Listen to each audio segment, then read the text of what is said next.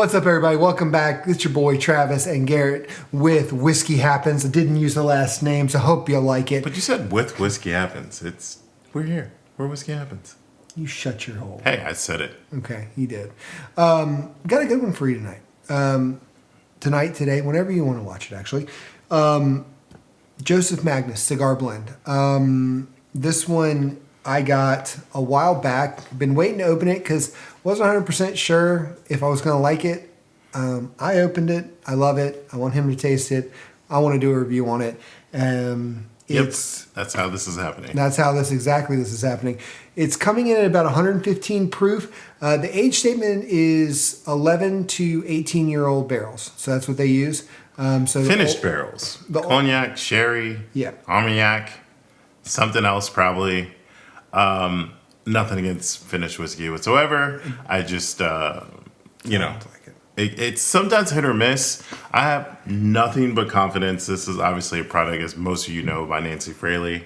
Yep. And I am looking forward to my first experience with this altogether. How's that?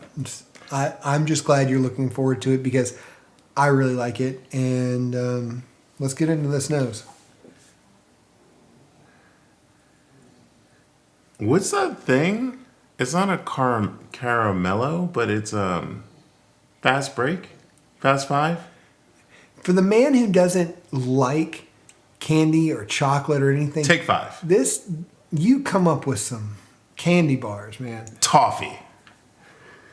That's what I'm smelling. I don't remember the name of the candy, but yes, I ate candy as a child. All right. Gosh. Maybe a little apricot. Why am I pronouncing stuff funny? I don't know. We've been drinking too much today. This one for me is for a finished barrel. You normally get a very strong nose on it, but I don't know if my nose is just fatigued from everything we've done the last couple of days. But it's very. Yeah, I'm smelling and telling. You are, but I'm just saying, like it's not a deep flavor profile. It's subdued. It's sweet across the board, in my opinion, and it's rich. But I don't know. I'm gonna get in the taste. Small amount of oak, a little bit more leather than normal. Wait till you taste it, because that's what I get strong when I taste it. So I can't wait to see what you see if it comes through. Yeah. I see what you mean about the leather. Yep. For sure.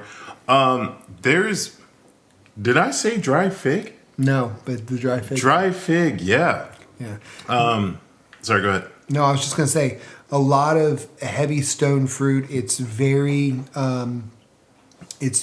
rich, and it's got this leathery back end taste to it, along with, and okay, let me say something. People say leather all the time. People don't go out and chew leather. It's when I say leather, for me, is the smell of fresh leather. It's the same as like if you were tasting that to me. It's like it's I chewed on my leather belt in 8th grade. Okay, sorry. I might trigger somebody. But I love the fact they call this a cigar blend because I actually have had it with a cigar and it pairs really nice. It does. Yeah, I think that whiskey that is marketed to have a purpose or serve a purpose is kind of nice. It's the hug is really getting to me right now. Mm-hmm. It definitely drinks hotter for me. The 115. I might start tearing up actually. It's really hitting me. I just love the fact that it's one of those whiskeys that if you pour a glass of it, you can sip on it for a good long while because you don't have to drink it because it just stays. And all of a sudden you'll be sitting here and like right now, it's kicking back up in the back of my mouth. And I'm like, oh, yep, I can feel that. And I love that. And not every whiskey has that. Mm-hmm. And this just comes straight through with that. And I love that one piece about it. That's that yak. It's a yak. Let's go on cue. All right. Actually, I'm just going to go all in. One thing I could say is like if you enjoy the content we're providing, please like, subscribe, turn on our notification bell. We try to drop videos every Monday. Sometimes we do it on Thursdays, but most consistently we're aiming for Mondays. Yep. Get your week started right. All right.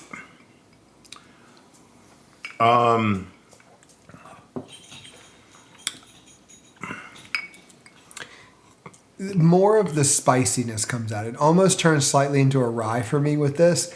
It's got kind of that spicy, peppery notes to it. You also get a little bit more of, I would say, even though it says cigar blend, you do get a little bit more of that tobacco coming through now on the cube where you didn't get it neat.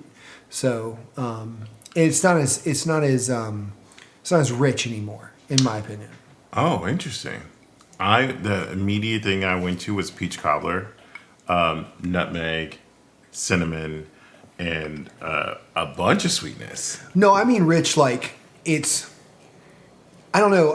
When I'm talking about rich, I mean like when I was drinking it neat, it really kind of lends to like it coats your palate. It stays there. It's very like so. When I'm saying rich on this, I'm just saying it kind of dissipates after you drink it. Like it doesn't linger. Like, that better word, linger. Yeah, it definitely doesn't linger. It's easier on the throat as you. What you just said, the come up or the hanging out. What did you say? He said something. I don't know. But I do think that there's more of a caramel floral thing going on. I'm a little. I don't know. Like, it's not bad. It's just interestingly different. I feel like if I was sitting outside smoking a cigar, I don't really smoke cigars, so I'm completely making this up. But given the pace that I would still drink this at, it might do something for me. I will actually say the way I really like this is actually in an oversized glass, like a rocks glass, but neat. It opens it up more, and Why not a Canadian Glen? Can be a Canadian Glen. I got those too.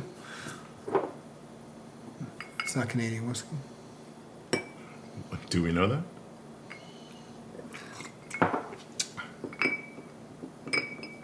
There's definitely a burnt sugar thing that happens immediately.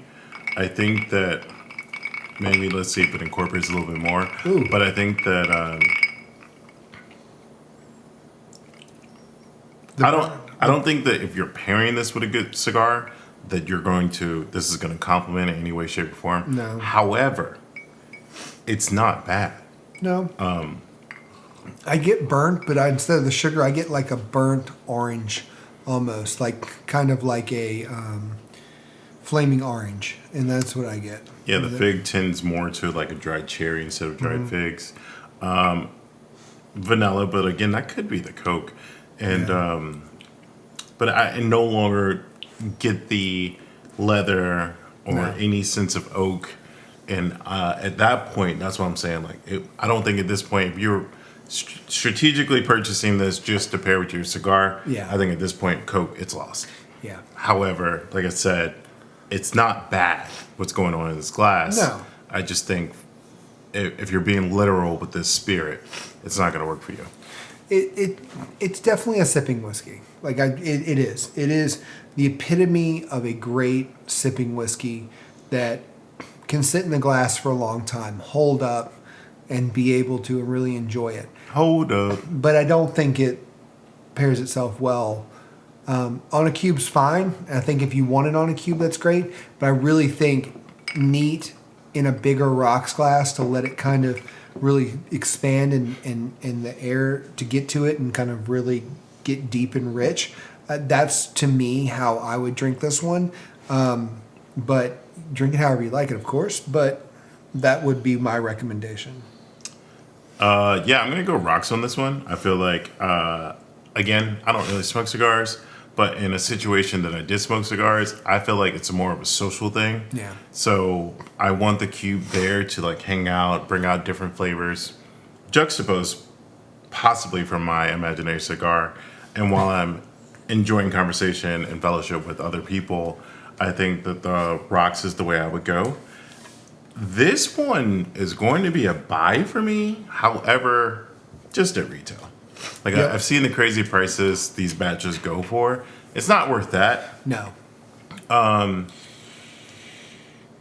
unless you were gifting it to someone that is like an aficionado, either way, whiskey and or cigars, I couldn't picture myself going a hair above retail. I think this lends itself to also Scotch drinkers.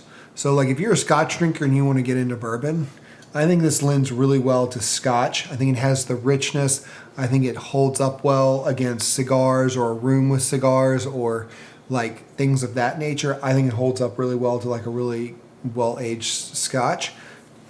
I would, if you want to get into bourbon and you're a Scotch guy and you can find a bottle of this, I think you'd actually be really happy with it. If you can find a bottle of it. Yes. That's the major. That's the key. Like you can get any Scotch in the world right now, pretty Yeah. much. This is you're not going to find. No. Which is ironic because again, I think this is not the first time I made a COVID callback. I remember this sitting on the shelves in ABC stores back when I was in Virginia during COVID, and I still couldn't be bothered with it because it's not cheap at retail, and that's okay. I'm not saying, Nancy, if you ever see this video, nothing against that. It's worth it. 100%. You did beautiful work. I doubt you will ever see this, but. You know, $300, $400, $600 for some of these batches. Yeah, I mean, I think it warrants 200 or less, and I think you're good there if that's what you want to spend on a bottle. But like I said, pretty decent age statement on it, and it's a good finished whiskey. So it's a buy from us if you can get it close to retail or retail. So whether you like it neat on the rocks or in a Coke, whiskey happens. Cheers.